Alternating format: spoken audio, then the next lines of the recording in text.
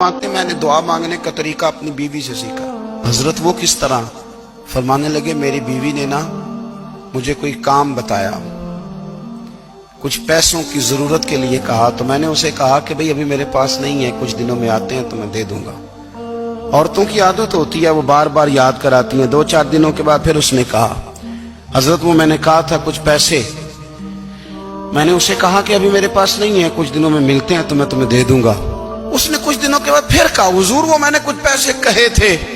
فرماتے میں نے ڈانٹ دیا، میں نے کہا کہ کیا تو روز مجھے شرمندہ کرتی ہے، کہا نا میرے پاس نہیں ہے، ہوں گے تو دے دوں گا، تو روز یاد کراتی ہے۔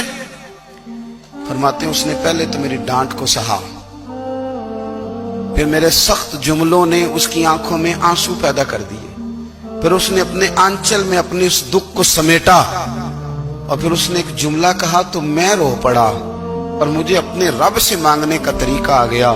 مجھے کہنے لگی حضرت جی آپ نے ڈانٹ دیا، میں نے سہ لیا، پر آپ ہی میرے شوہر ہیں، بتائیں نا آپ سے نہ کہوں تو میں کس سے جا کے کہوں۔ فرماتے ہیں میں رو پڑا، اور میں کھل کے رویا، اور میں تڑپ کے رویا، اور پھر میری سسکیاں بند گئیں۔ تو مجھے کہنے لگی آپ کو کیا ہوا؟ میں نے کہا مجھے بھی دعا مانگنی آ گئی ہے۔ جب میں اسے کہوں گا نا اللہ تو ہی میرا رب ہے، میں تجھ سے نہ کہوں تو میں کس سے جا کے کہوں؟ میں کیوں کسی بندے سے سوال کروں؟ میں کیوں کسی دنیا دار سے کہوں؟ میں تیرے بندوں کا، نیک بندوں کا وسیلہ لے کے، تیرے محبوب کی غلامی لے کے تیری بارگاہ میں آیا، تجھ سے نہ مانگوں تو کس سے مانگوں؟ سمجھ آ گئی ہے؟